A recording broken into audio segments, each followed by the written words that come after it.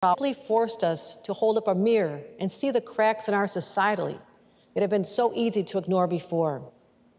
This crisis has created an opportunity to redefine ourselves, and we must embrace it.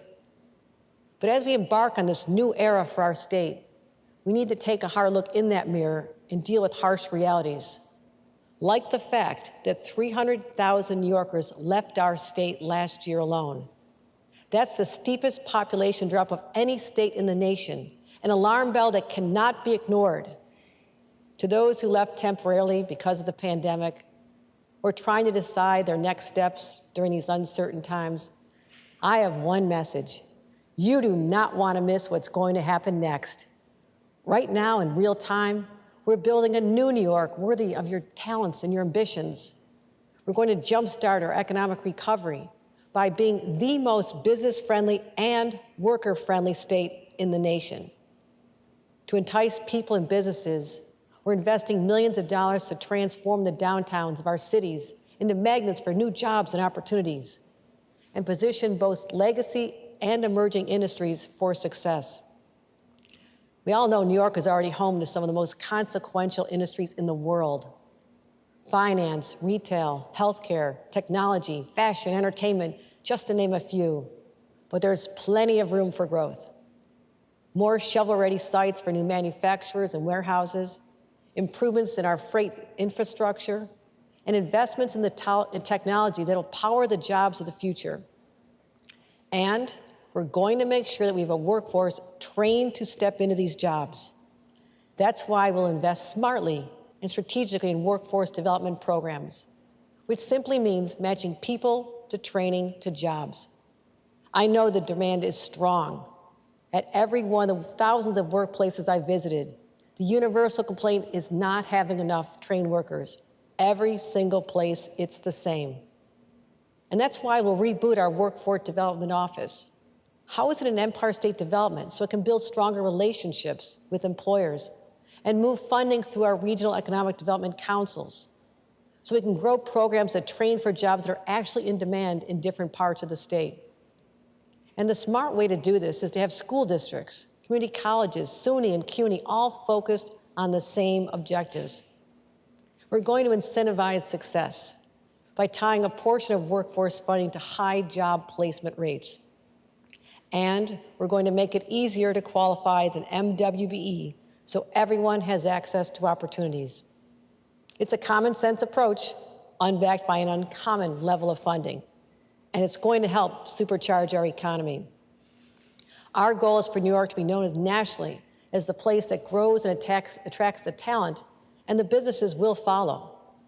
And for businesses to succeed, they need a well-trained and educated workforce. And I believe to my very core that there's nothing more valuable than education and training when it comes to unlocking opportunity and prosperity. It changes lives across generations. I know what education did in my own family's circumstances.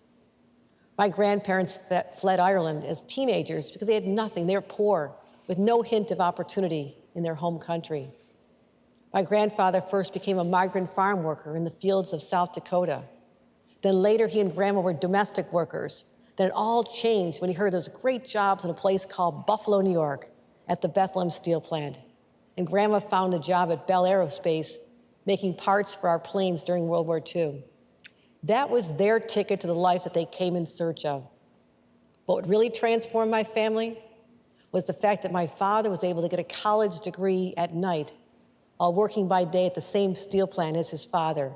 If he hadn't taken that leap and invested in his own education, I would be living a very different life today. My whole family would be. And that's why I'm so focused on expanding educational opportunities, starting by making the state's tuition assistance program available to part-time students. I believe that SUNY and CUNY are the engines of social mobility and have untapped potential that still needs to be unleashed and harnessed. So today, I'm outlining a vision to make SUNY the best statewide public higher education system in the nation. How? First, recruiting world-class faculty and creating a flagship institutions at Stony Brook and the University at Buffalo, investing more in our premier research facilities at Binghamton and Albany, and leaning into the strengths of our four-year comprehensive colleges, our technology colleges, and our community colleges, but also providing childcare on each campus.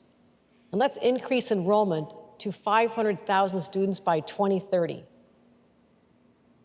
Making SUNY a national leader on equity and increasing the number of diversity in every community, with degrees and credentials that'll launch middle-class careers, and ensuring that SUNY campuses spur economic growth in their own surrounding communities. As we upgrade our statewide higher education institutions, we also have to acknowledge their populations at risk of falling through the cracks unless we target job training and educational opportunities to them as well. For example, we know that incarcerated people who participate in correctional education programs are far less likely to reoffend and 13 times more likely to obtain employment after returning home. That outcome benefits the formerly incarcerated, employers in need of workers, and the taxpayers of New York, and it's the right thing to do. So today I'm announcing a new Jails to Jobs initiative, so incarcerated people have the support they need to find employment during reentry. We're also going to restore the tuition assistance program for incarcerated people again, ending a 30-year ban. As we create economic opportunity in every sector, there's one industry that'll be working around the clock for years to come. My friends in the construction trades, building infrastructure the likes of which we've never seen. You know, infrastructure can mean different things to different people. To me, it's exciting because it's all about creating connections, connecting neighborhoods, connecting people to jobs, and connecting people to their families. Substandard infrastructure can mean long commutes, lost time from family, even missing a child's bedtime. Time in a tire repair shop after hitting a pothole adds more stress than anyone needs. And that's why I view building and improving our infrastructure as a quality of life issue. In November, I stood with my former colleagues in Congress on the White House lawn when President Biden signed the historic infrastructure bill, giving us a once-in-a-century chance to invest.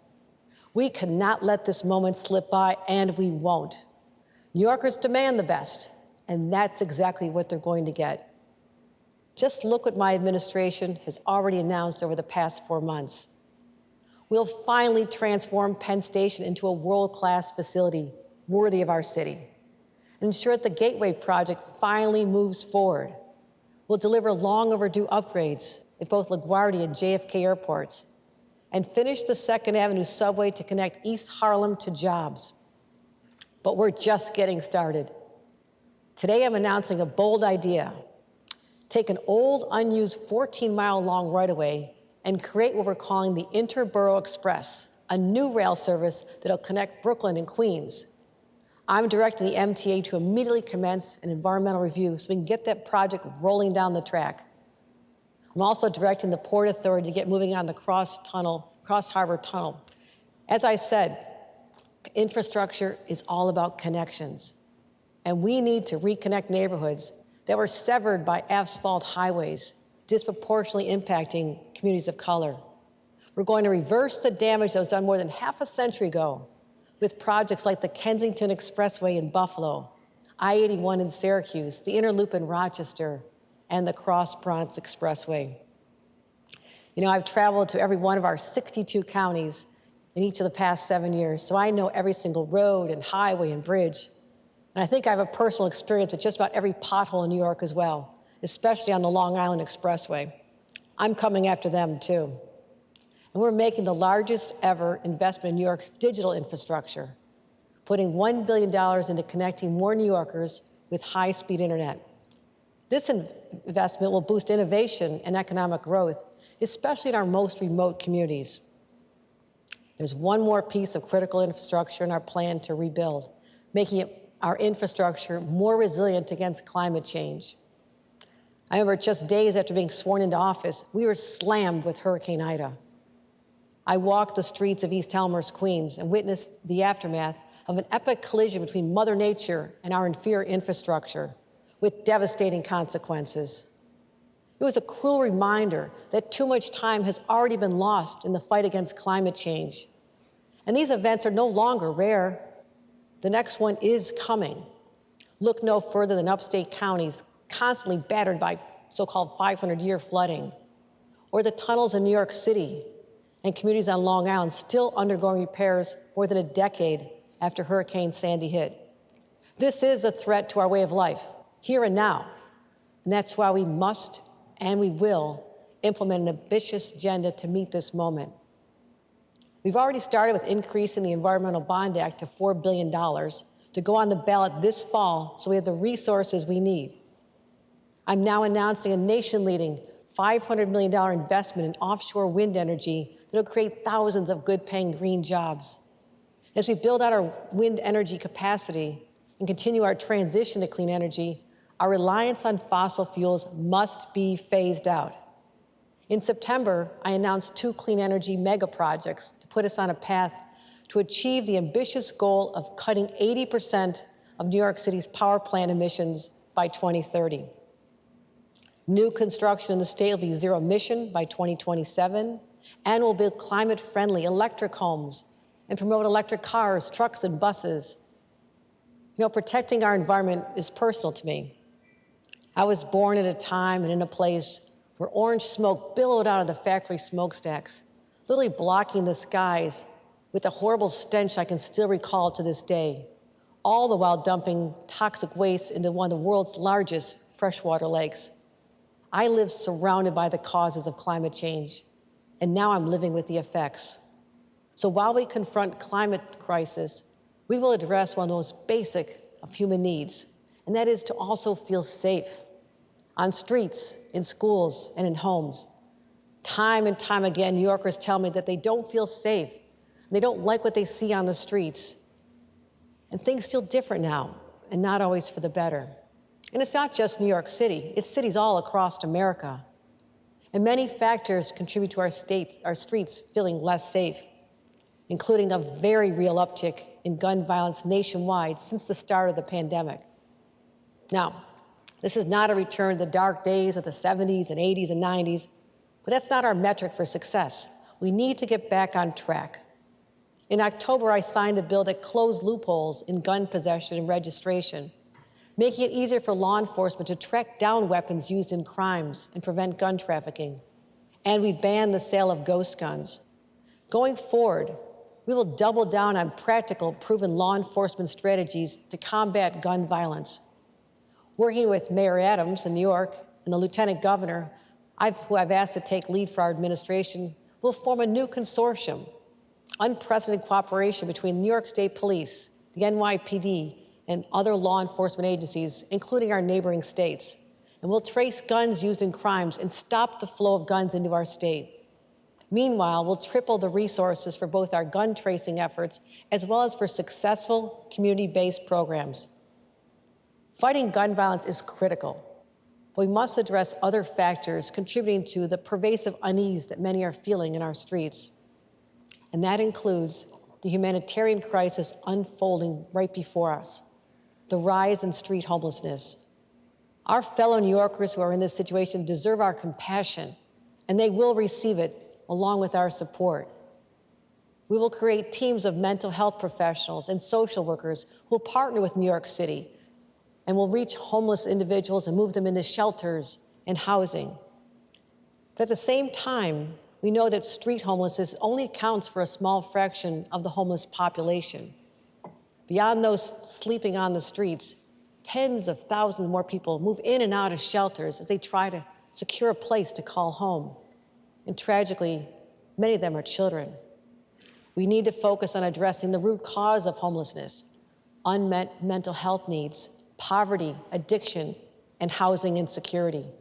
Every New Yorker deserves access to affordable housing, whether they're at the risk of homelessness or simply struggle to pay the rent on time each month. So many people not only face tremendous economic hardship, but here's the double hit. Housing prices have also contributed to escalate that possibility out of the reach of many, worsening the situation even more.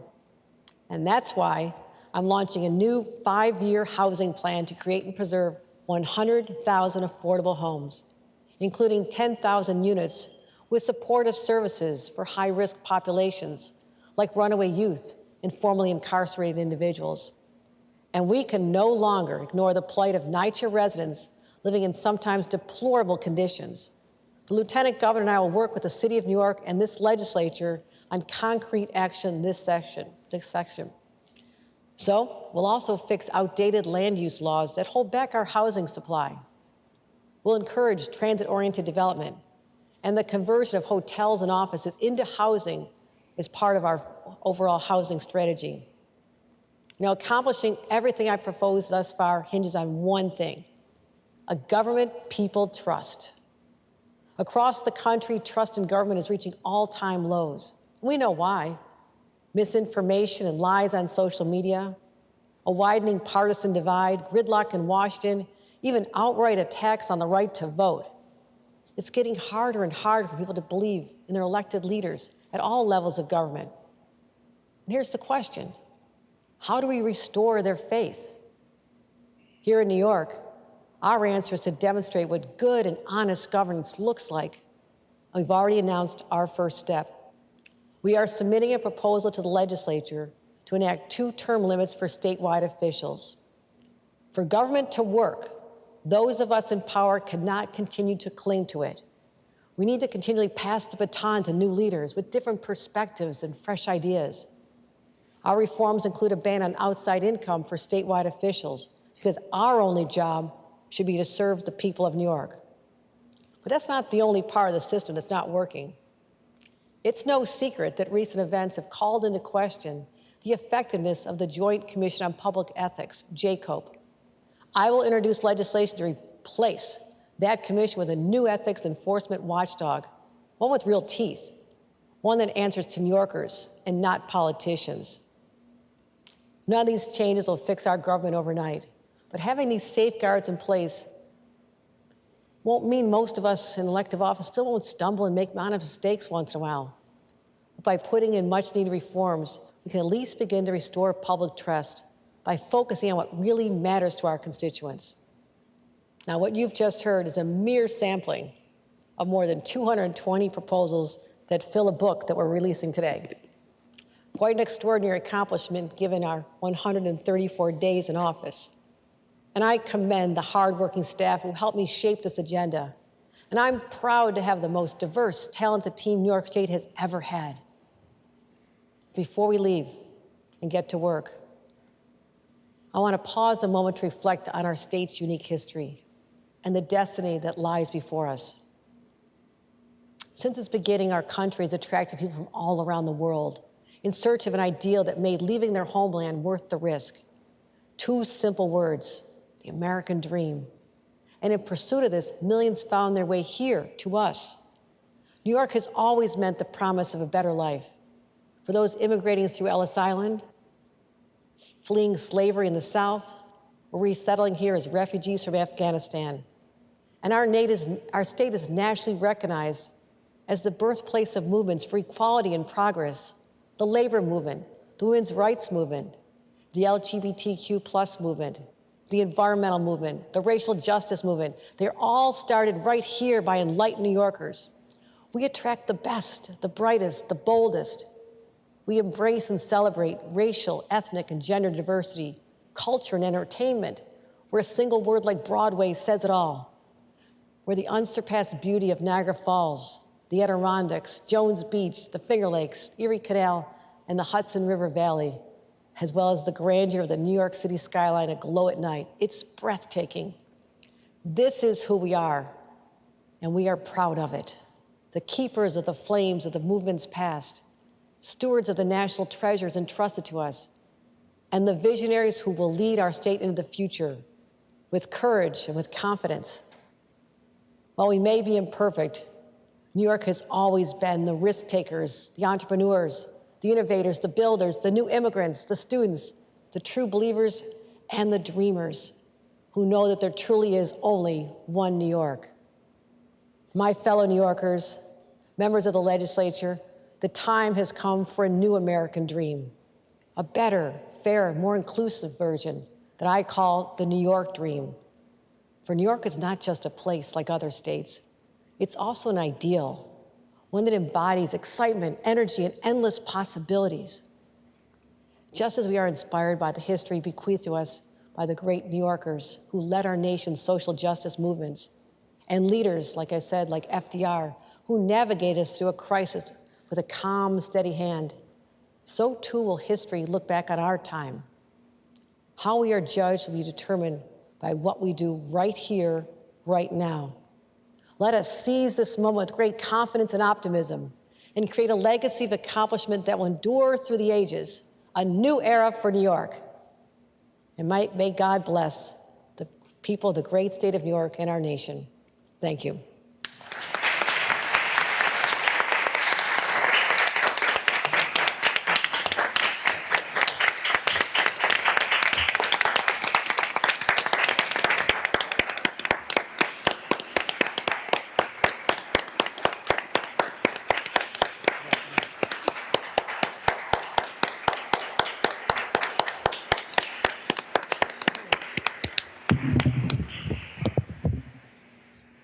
This joint session is adjourned.